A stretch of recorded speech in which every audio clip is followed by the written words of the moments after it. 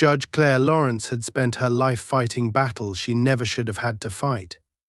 From the moment she stepped into law school, she had been underestimated, questioned, scrutinized. A black woman in a field dominated by men who thought they owned the law, who believed justice was theirs to shape. She had learned early on that respect wasn't given to people like her. It was taken, earned, carved into the stone of institutions that were never designed for her to succeed in. But Claire had done it. She had climbed the ranks with an unrelenting force, never faltering, never compromising her principles. Now, she sat at the pinnacle of her career, wearing the robe that so many before her had used to protect the powerful and punish the weak. Except, unlike them, she saw the cracks in the system, and she was determined to expose them. Officer James Jim Colton, on the other hand, had never fought for anything in his life. Things had come easy to him: privilege, power, authority. A white officer in a police department where men like him weren't questioned, where their actions were protected under layers of bureaucracy and silence. He wore his badge like a shield, not to protect others, but to protect himself. He prided himself on being one of the good ones, the kind of cop who knew how to play the game. He didn't need to shout slurs or wave a Confederate flag to let people know where he stood. His actions spoke louder than words. The way he pulled over certain drivers, the way his tone changed depending on who he was talking to, the way his patience evaporated the moment he felt his authority was being questioned, and the way he smirked when he spoke about judges, especially the ones who thought they could challenge men like him. Judges are a joke, he had said just a week earlier, sitting at the bar with his fellow officers, drink in hand. A bunch of pencil pushers who wouldn't know real danger if it kicked them in the teeth. They don't know what it's like out there. They sit in their cushy little chairs, reading their law books, thinking they know how the world works. But when it comes down to it, when they actually see what we deal with, they shut the fuck up and do what we tell them. He had taken a long sip of his beer, letting his words settle in. And these women judges? Please. They're the worst. They want to act tough, but you put a little pressure on them and they fold. His colleagues had laughed, nodded in agreement. None of them disagreed. None of them challenged him. They knew better. So when Colton walked into the courtroom that morning, dressed in his uniform, head held high, he wasn't worried. He wasn't even thinking about it. It was just another case, another routine hearing. A protester had been roughed up a little too much during an arrest, nothing unusual, nothing he hadn't seen before. Some activist kid had mouthed off, resisted, and gotten exactly what he deserved. Colton had dealt with it the way he dealt with all problems: quick, decisive, with force. And now, the city was trying to make an example out of him. He had been called in to testify, to explain his actions. It was all a formality. He had the union behind him, the department behind him. He had seen this play out before. He knew how it would go. But then, Judge Lawrence walked in. Colton was leaning back in his chair, relaxed, arms crossed, until he saw her. His smirk faltered for just a second before he caught himself. She looked familiar, too familiar, and then it hit him. The parking lot. The gas station, 2 nights ago. He had seen her then, but she hadn't been wearing her robe. She had been just another black woman in a nice car, a little too confident for his liking, a little too quick to push back when he made his comments. He had stopped her, not for any real reason, just because he could, just because it was late and he felt like it, just because he knew she couldn't do anything about it. She had held his gaze, unshaken, unimpressed. He had dismissed her as just another nobody with a little too much attitude.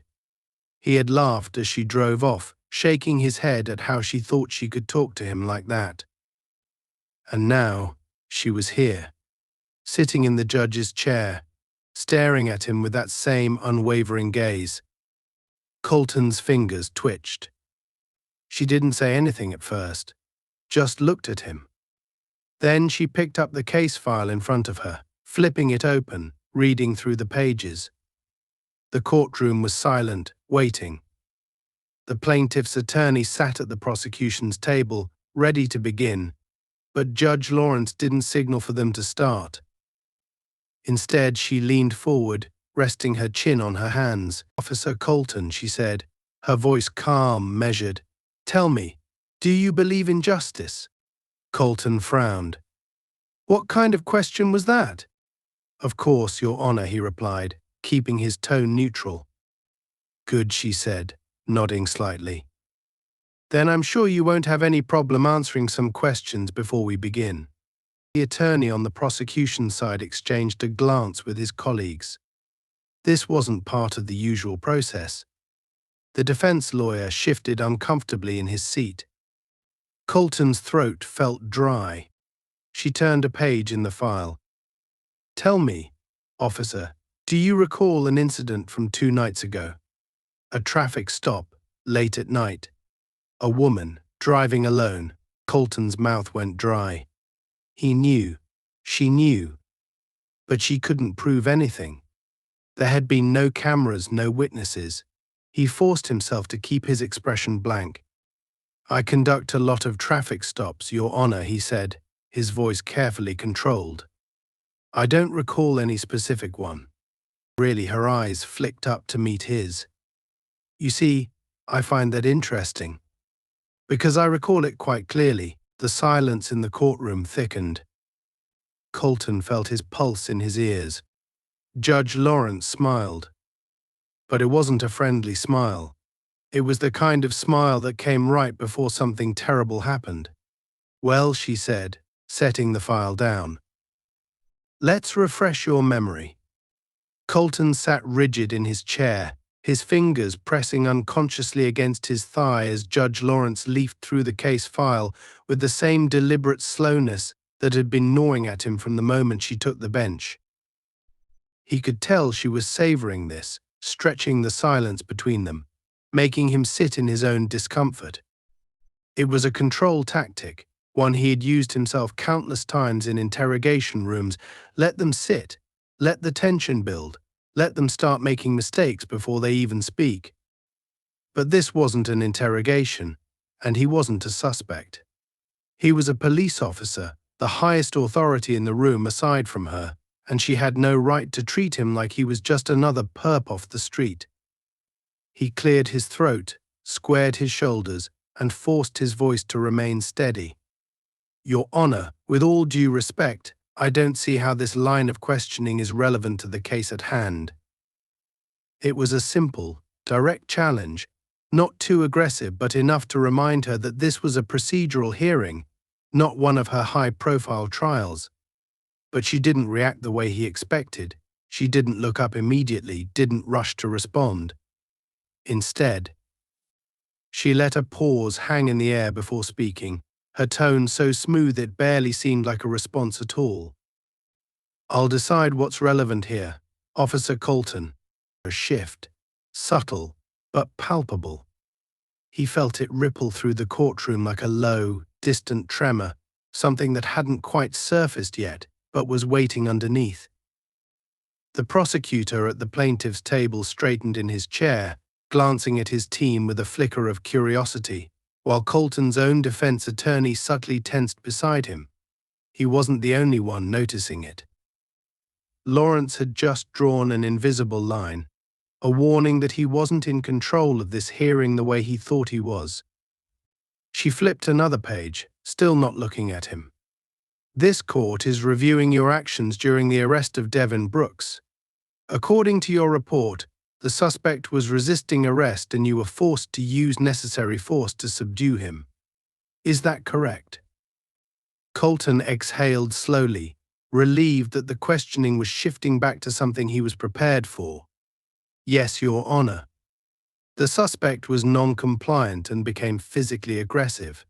"I acted in accordance with department protocol." Lawrence finally looked up then, her sharp gaze pinning him in place. "Physically aggressive, You say she turned slightly toward the prosecution. Do we have the footage ready? The prosecutor nodded, adjusting the laptop in front of him, and within seconds the large screen behind the bench flickered to life. The courtroom shifted as the gathered crowd of lawyers, clerks, and observers turned their eyes toward the screen. Colton already knew what was coming. He had seen the footage before, had been briefed on how to handle questions about it. It was simple enough. Devin Brooks, standing with his hands up, saying something, probably mouthing off, like they always did. Colton moving in, issuing commands.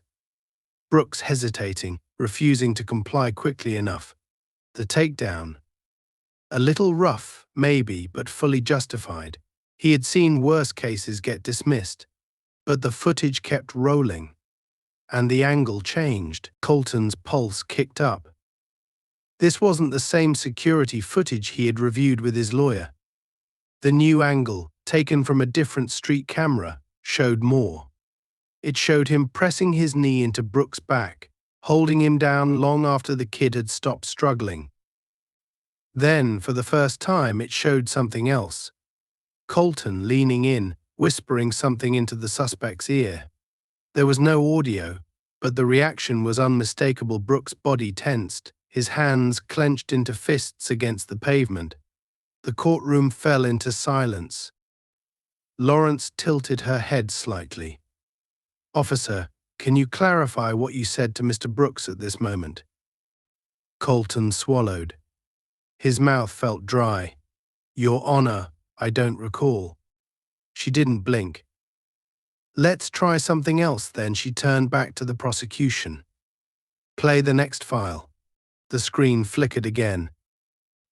The moment Colton saw the first frame, his stomach dropped. This wasn't security footage.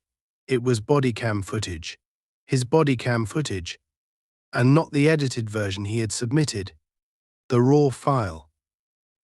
A rush of static played before the distorted audio evened out, and then, clear as day, his own voice filled the courtroom. "You like mouthing off, huh? Think you're smart? You're just another thug who got caught. Let me make this real clear. You step out of line again, you won't make it home next time." The words crashed into the room like a hammer. Colton felt heat rising to his face, a mix of adrenaline and something he hadn't felt in years: panic. His heartbeat roared in his ears as his own voice echoed back at him.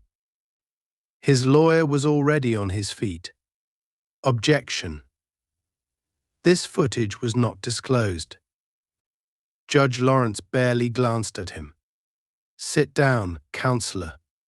This is my courtroom." The words cut through the space like a blade, final and absolute. The lawyer hesitated for half a second, then sank stiffly back into his chair, realizing, like Colton had, that there was no stopping this. Colton tried to steady his breathing, tried to find a way to push back, but every route out of this was closing. He was supposed to be the one dictating the rules, controlling the pace. Instead, he was standing in the middle of a burning building, and the exits were disappearing one by one. Judge Lawrence tapped a manicured finger against the bench. "Officer Colton, I'll ask again. Do you believe in justice?" He opened his mouth, but nothing came out. "Because from where I'm sitting," she continued, her voice now slicing straight through the illusion of authority he had clung to, "you don't seem to have much respect for it." He needed to regain control, needed to push back. He straightened his shoulders, forcing strength into his voice. "Your Honor, I acted within my legal rights as an officer of the law." The suspect resisted. The sharp crack of a file snapping shut echoed through the room. "No, officer." He didn't. The finality of her voice sent a ripple through the air, a cold and absolute truth settling over the space like ice. Colton could feel the walls closing in, the weight of the courtroom pressing down on him. This wasn't just a review hearing anymore. This was a reckoning, and he was the one being put on trial. Judge Lawrence inhaled slowly, deliberately, her gaze never breaking from his. "Here's what's going to happen, officer. I'm ordering an immediate formal investigation into your conduct. Your badge and firearm will be surrendered until further notice." His stomach lurched. What? Her expression was unreadable, her words firm and unmoving. "And I'd recommend you start thinking very carefully about the answers you give in this courtroom. Because next time you lie to me, I won't just be suspending you. I'll be signing a warrant for your arrest." The blood drained from Colton's face. Judge Lawrence stood, adjusting the robe draped over her shoulders. "This hearing is adjourned." The gavel cracked against the wood. And just like that, the game was over. Colton sat frozen in his chair, the weight of Judge Lawrence's words pressing down on him like an iron vice. The gavel had cracked, the hearing was adjourned, and yet he felt like he was still shackled to that witness stand, every eye in the courtroom drilling into him.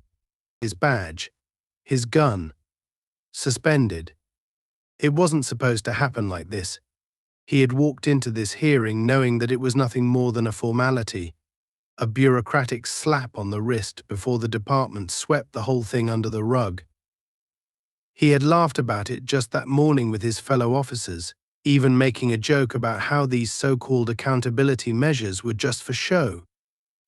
But the moment Judge Lawrence had opened that file, the moment she had started asking questions that weren't on the script, he had felt the shift. She had been planning this. This wasn't just about Devin Brooks.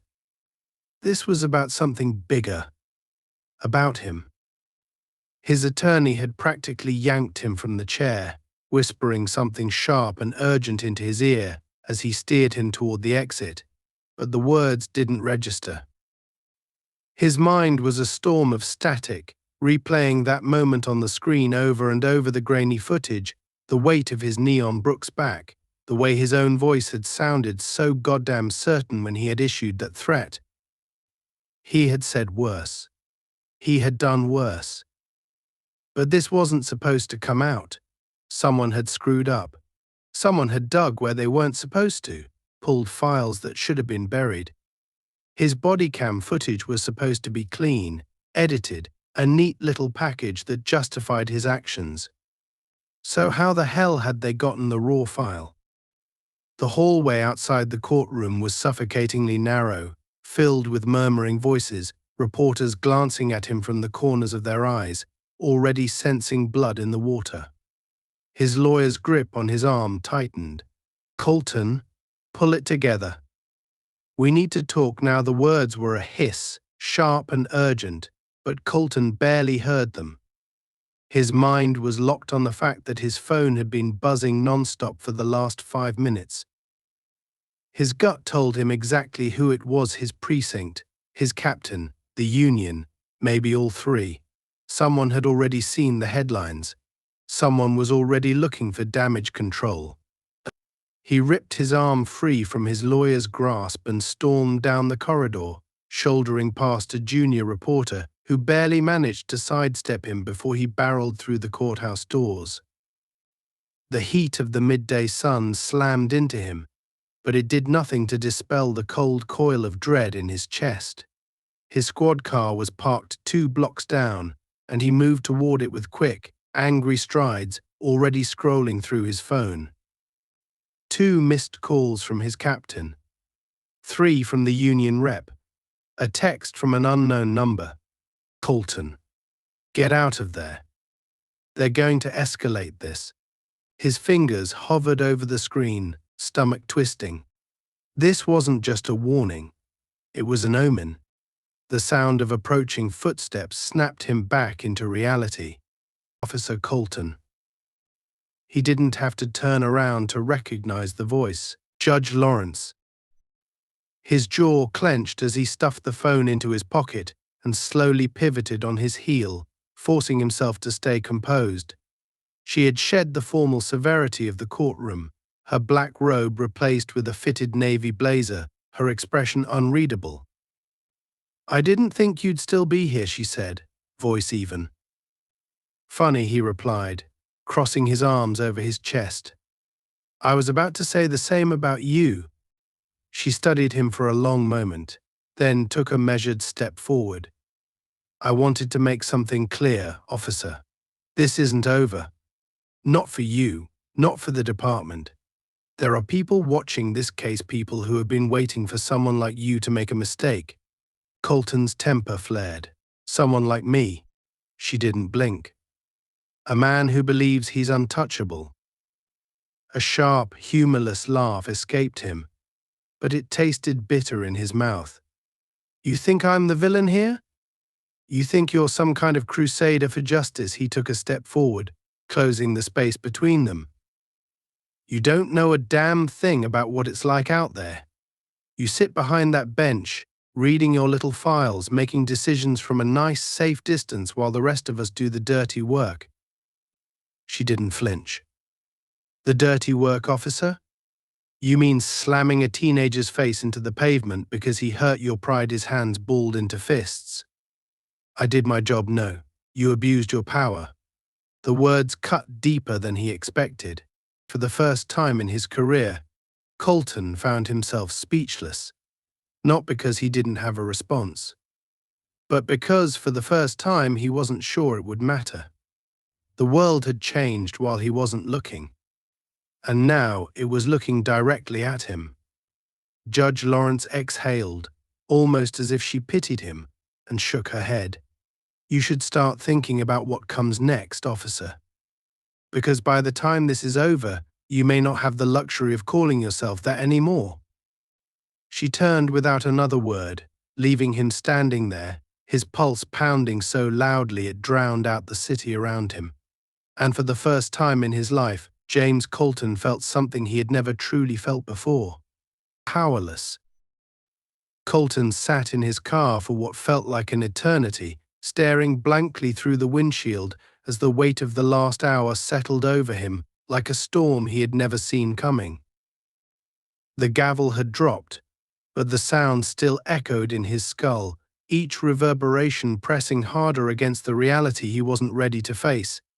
His badge suspended, his gun confiscated, his authority stripped from him like it had never meant anything at all. He was supposed to be untouchable. That was how it worked, how it had always worked. Cops didn't answer for shit like this, not really. Maybe an internal review, maybe a couple of weeks off the streets, but nothing that actually mattered. And yet, here he was, sitting in his own goddamn squad car like a criminal who had just been told the jury was about to come back with a verdict he wasn't going to like. His fingers drummed absently against the steering wheel as his phone buzzed on the dashboard, vibrating in rapid succession with call after call that he had no intention of answering. The department, the union, maybe even his captain, though Colton had no doubt that any call from him would be nothing more than a last-minute attempt at keeping the fallout from splattering across too many people's reputations. He damaged control. That was the name of the game, and he was quickly realizing that he wasn't the one playing it anymore. He was the piece being moved off the board, discarded the moment the weight of his mess became too heavy for anyone else to carry. His stomach churned as he finally grabbed the phone, his thumb hovering over the screen for a second before he swiped away another incoming call. He wasn't ready to hear whatever excuse they were going to feed him, wasn't ready to be told in thinly veiled legal jargon that he was on his own. He had spent years cleaning up the messes of his department, taking the heat when things got too hot, being the one willing to do the job the others didn't have the stomach for. And now they were acting like they didn't even know his name. The knock on his window made him flinch.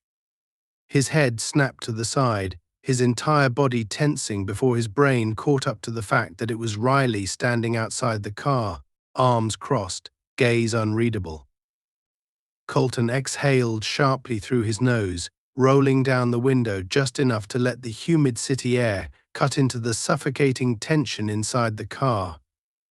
Jesus Christ, Jim Riley muttered as he glanced around the street before pushing the door open and sliding into the passenger seat. You know how bad this looks. You sitting out here like some asshole waiting for the feds to knock on your door. Colton's grip on the steering wheel tightened until his knuckles turned white. You think I give a shit about how it looks right now? His voice was low, rough, carrying the kind of exhaustion that settled deep into a man's bones when he realized the war he had been fighting might already be lost. They didn't even give me a chance to explain. Didn't even pretend like they wanted to hear my side of it. Just took my badge and sent me packing. Riley let out a slow breath, shaking his head. Yeah, because they knew this was coming. We all did, Jim. The second they got their hands on that footage, it was over. The department's not going to go down with you. You know that. Colton turned sharply, his glare cutting through the space between them. And you? You just going to pretend like you don't know how this works? Like we haven't done worse.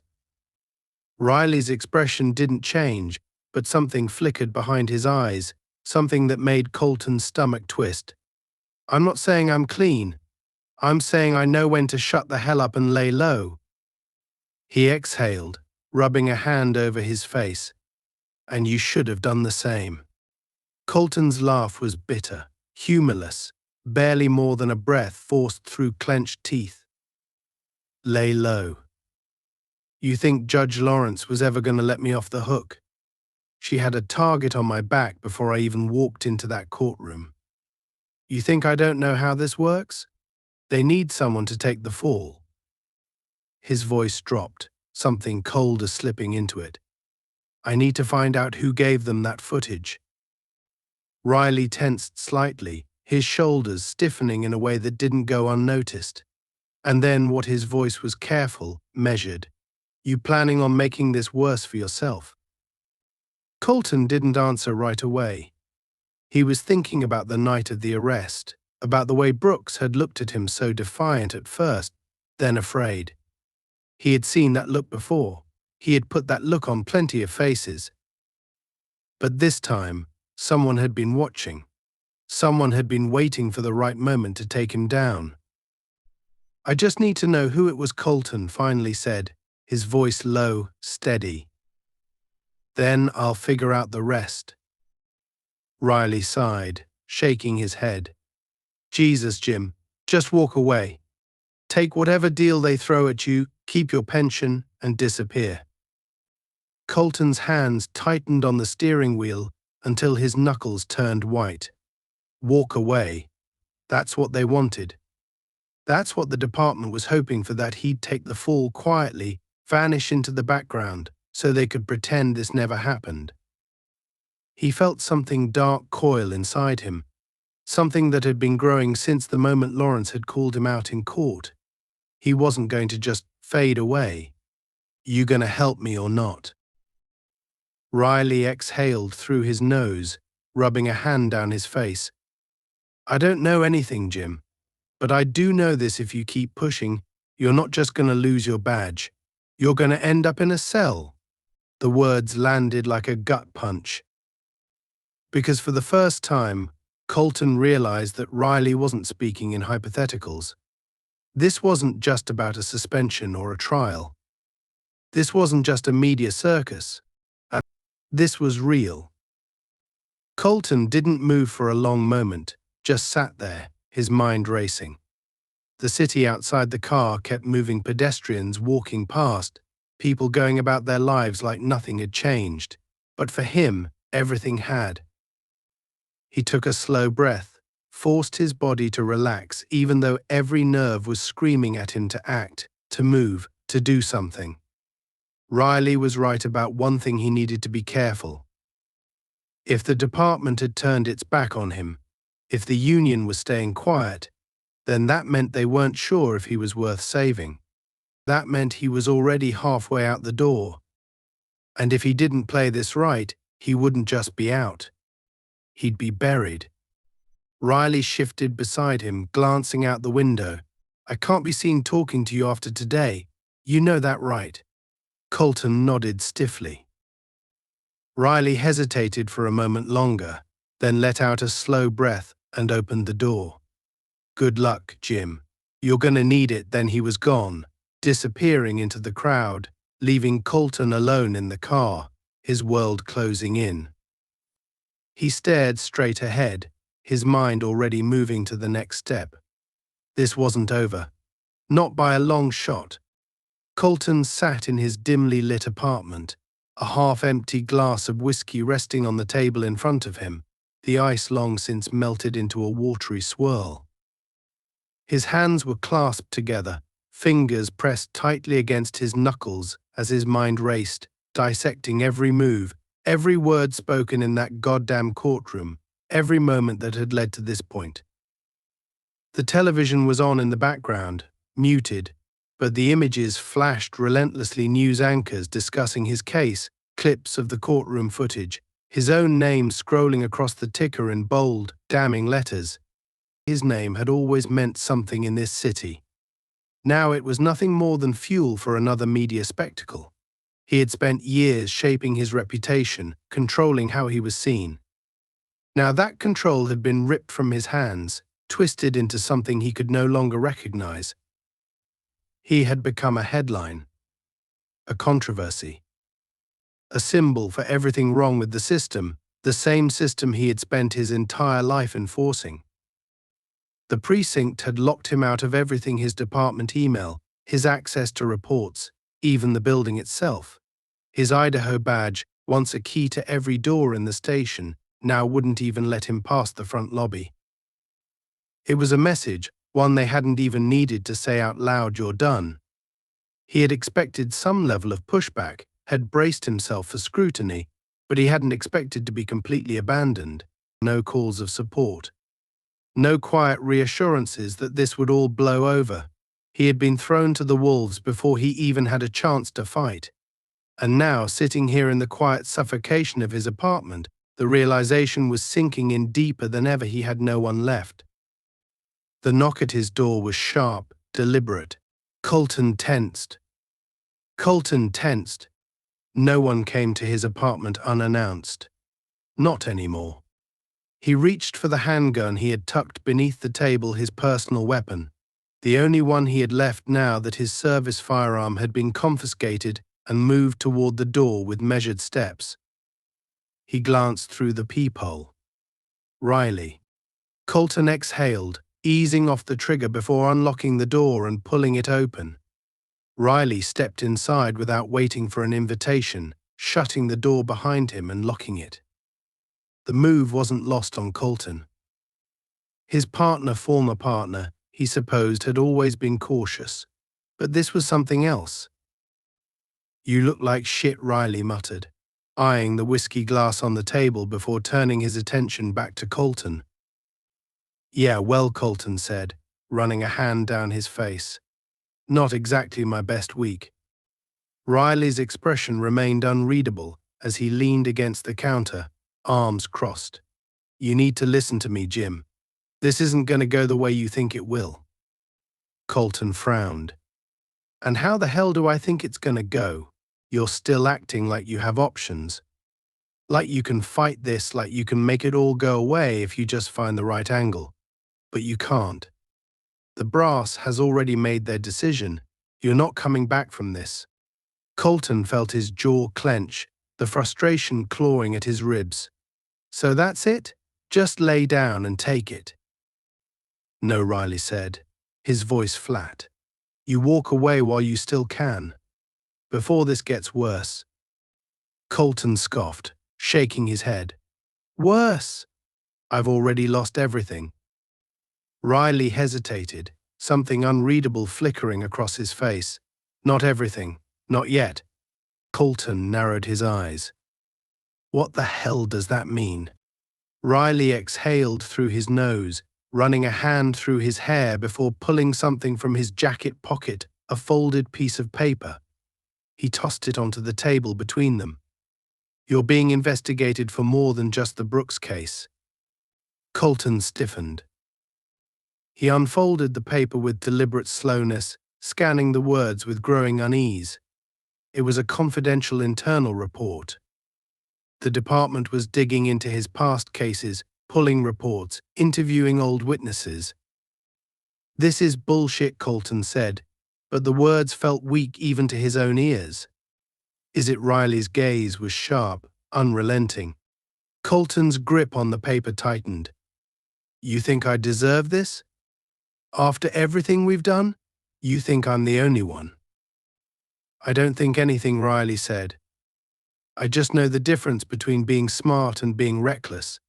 And right now, you're being reckless as hell." Colton's breathing was heavy, controlled, his mind spinning through the implications.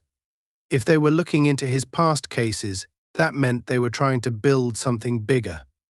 They weren't just suspending him. They were trying to make an example out of him. "I need to stop this," Colton muttered, more to himself than to Riley. Riley's jaw tightened. "And how exactly are you planning to do that?" Colton looked up, his eyes dark, unwavering. "I need to find out who's behind this." "You already know who's behind it," Riley said. "Judge Lawrence. And you walking into that courthouse looking for a fight isn't going to do any favors." "I'm not going after her," Colton said. "I'm going after whoever fed her that footage. Whoever's pulling the strings behind the scenes." Riley let out a humorless laugh.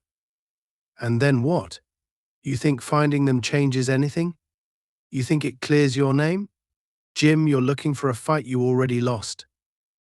Colton ignored him, his mind already moving 3 steps ahead. He needed leverage, evidence, something that would turn this whole thing around. He had spent years bending the rules, finding the weak spots in the system. Now he needed to use those skills to save himself. Riley watched him for a long moment, then sighed and pushed off the counter.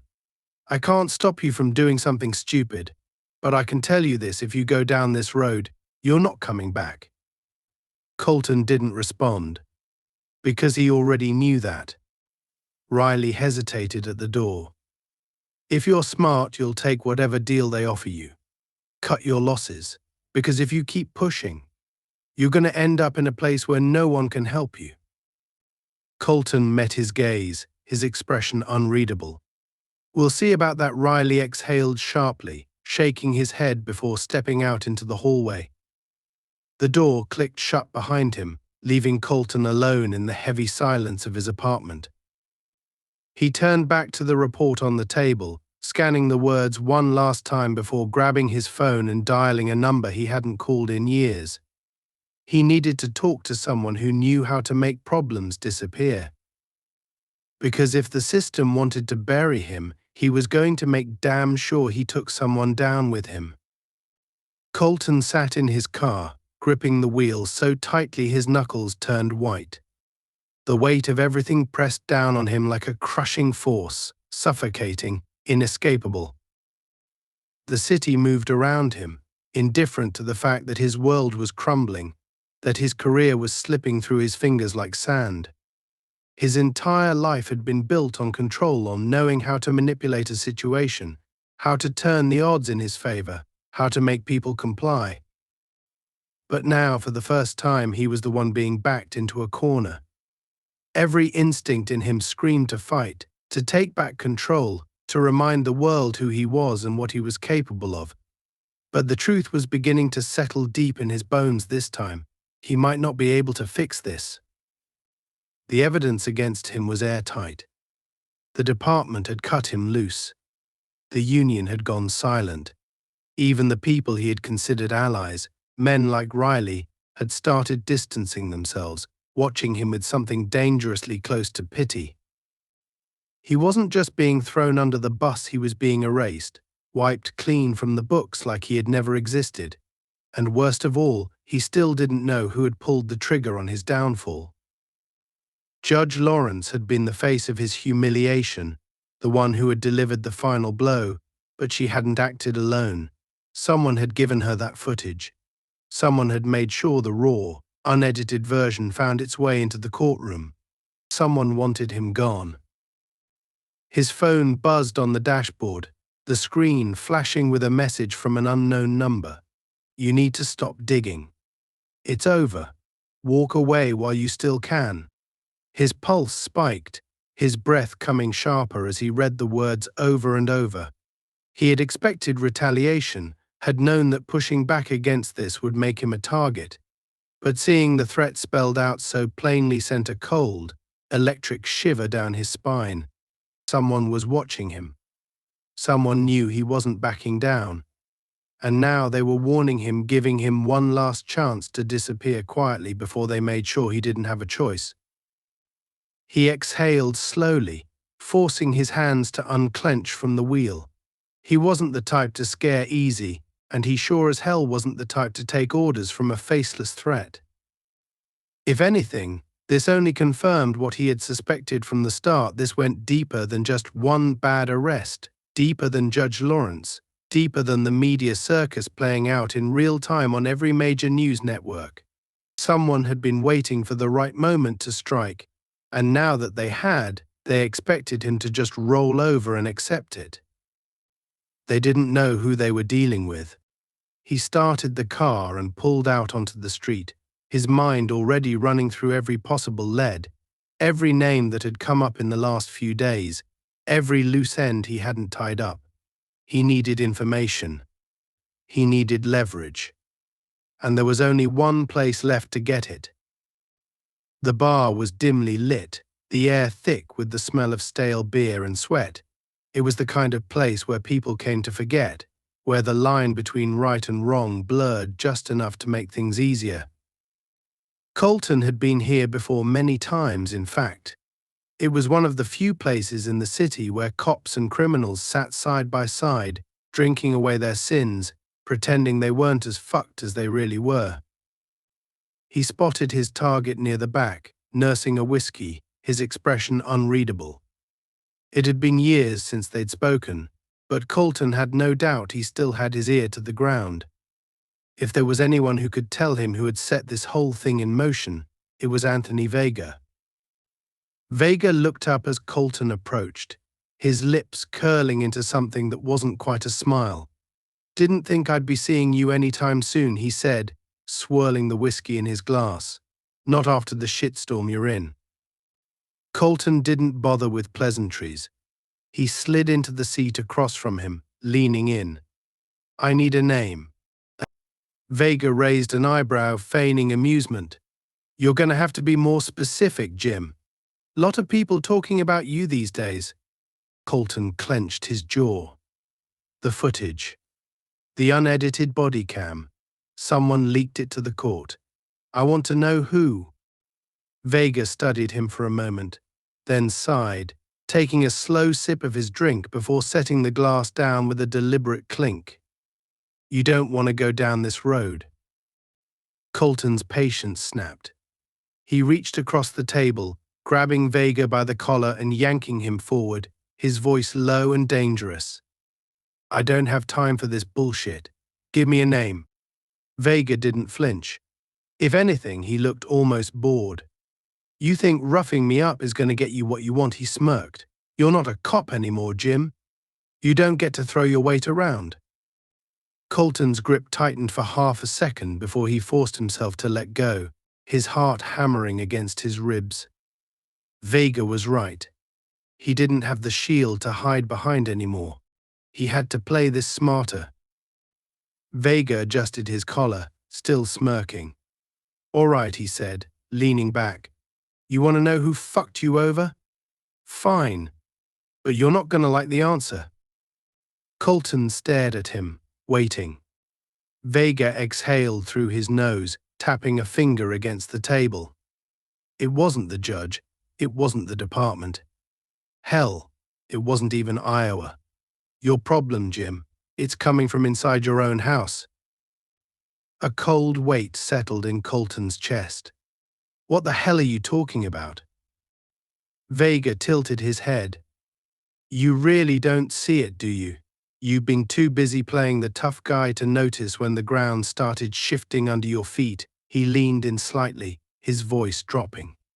"You think you're the only dirty cop in this city? You think you're the only one who's bent the rules? Who's made a few things disappear? The only difference between you and the others is that you got sloppy. You pissed off the wrong people.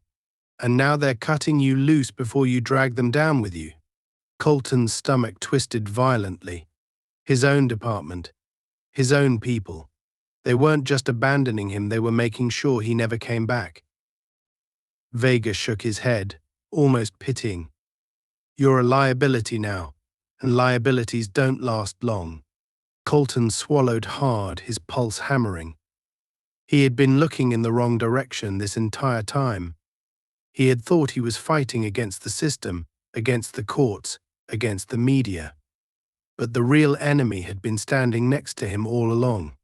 His phone buzzed again. Another message from the unknown number. Last chance, Jim. Walk away. Colton stared at the screen, then at Vega, who simply took another sip of his whiskey and shrugged. Like I said, man, you're not going to like how this ends. Colton exhaled slowly, his mind spinning, his muscles coiled tight. He had spent his entire career believing he was untouchable, that he was the one calling the shots. But now, as he sat there in that shitty bar, staring at the truth laid out before him, he realized just how wrong he had been. They weren't just taking his badge. They were coming for his life. And he had no intention of letting that happen. Colton sat alone in his apartment, the dim glow of the streetlights casting long, distorted shadows across the walls. The city outside moved like it always did, indifferent, relentless, swallowing the weak without hesitation. For the first time in his life, he realized that he was no longer one of the strong. The weight of Vega's words hung heavy in his chest, a cold and unrelenting truth he couldn't escape. This wasn't just about one bad arrest. It wasn't about Judge Lawrence, or the media, or the protests. It wasn't even about Devin Brooks. It was about survival, and he was on the wrong side of the line. His phone buzzed again on the table, but he didn't bother looking at it. He already knew what the message would say, another warning, another demand to walk away before it was too late. But there was no walking away from this, not anymore. He reached for the bottle of whiskey beside him, taking a long, slow sip, letting the burn settle deep in his gut. His service weapon sat on the table next to it, polished, ready. The only thing left in his life that still held any power. The badge was gone, his reputation destroyed, his so-called allies scattering like cockroaches the moment the lights came on. He had spent his entire career believing that loyalty meant something, that the shield meant something. But in the end, it had all been a lie. The department didn't protect its own, they protected the ones who were still useful. And he wasn't useful anymore. A slow, deliberate knock at the door made him tense. Not the usual sharp, impatient knock of a neighbor, not the lazy rhythm of someone who wasn't sure they had the right apartment. This was different, calculated. And he set the bottle down carefully, exhaling through his nose as he reached for the gun, the cool metal grounding him. He had expected this. He had seen the writing on the wall the moment Vega had told him the truth. This wasn't about justice. This wasn't about making an example out of a bad cop. This was a cleanup job. They weren't going to let him walk away, not after everything he knew. He stood slowly, keeping the gun low as he moved toward the door. Through the peephole, he saw two men, suits, not cops, not FBI, something worse. Iowa cleaners. The kind of men who made problems disappear. His grip tightened on the gun. But he didn't open the door. Instead, he stepped back, heart pounding, mind racing through every possible outcome. He could run, but they would find him. He could fight, but that wouldn't change anything. Or he could do the one thing they weren't expecting. He could turn the tables. The phone buzzed again. This time he picked it up. The message was short. It's over.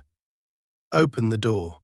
Colton exhaled slowly, then typed his own message back. Not yet. N. He moved quickly, grabbing the laptop off his desk, and plugging in the encrypted flash drive he had taken from the department's evidence locker weeks ago before everything had gone to hell. At the time, it had been an insurance policy, a just-in-case file of every dirty cop he had ever worked with, every falsified report, every piece of evidence that had been lost or misfiled. He had never thought he would need it. But now it was the only leverage he had left. He uploaded the files to a secure server, fingers moving swiftly over the keys as he typed out an anonymous email. He didn't have time to filter anything, didn't have time to be careful. He just needed to get it out. He needed to make sure that if he went down, he wasn't going down alone. The progress bar inched forward, painfully slow. He could hear movement outside the door now, muffled voices. They weren't going to wait much longer. Almost there. 90%. The lock clicked. 2. His heart slammed against his ribs. 95%. The door swung open. Colton turned, gun raised, but they were faster. A sharp, brutal impact against his side sent him stumbling back, the gun clattering to the floor as pain exploded through his ribs. They were on him before he could recover, one grabbing his arm, the other slamming him against the wall hard enough to rattle the framed picture above his head. "Should have listened," one of them murmured, voice calm, almost bored. Colton gritted his teeth, refusing to give them the satisfaction of a response. He could hear the laptop's fan whirring, the soft chime of an email being sent. The upload had gone through. One of the men noticed the laptop still open on the desk and swore under his breath. "Shit," he sent something. Colton smirked, blood pooling in his mouth as he spat onto the floor. "Yeah," he muttered, voice hoarse, "and by now half the city has it." A pause. A beat of silence thick with realization. Then everything exploded at once. The man closest to the laptop lunged for it, but Colton used the moment of distraction to slam his elbow back into the ribs of the one pinning him. He twisted free, barely dodging the next blow as he staggered toward the fallen gun. A shot rang out. White-hot pain tore through his shoulder, knocking him sideways, but adrenaline drove him forward. He hit the ground hard, fingers scrambling for the grip of the weapon. Another shot. A miss. He rolled onto his back, gun raised, and fired. The first man dropped, a choked sound escaping his throat as he hit the floor. The second man hesitated for half a second, just long enough for Colton to pull the trigger again. Silence. His breath came in sharp, ragged gasps as he pressed his hand against the wound in his shoulder, the heat of it spreading fast. His vision blurred, but he forced himself to stay conscious, forced himself to focus on the sound of sirens in the distance. He had done it. They had come to erase him, but now the city was going to know the truth. The files were out. The damage was done. And James Colton, the man who had spent his entire life believing he was above the law, was now the one proving that no one was untouchable. As the world darkened around him, he let out a slow, painful laugh. Maybe, just maybe, justice wasn't such a joke after all.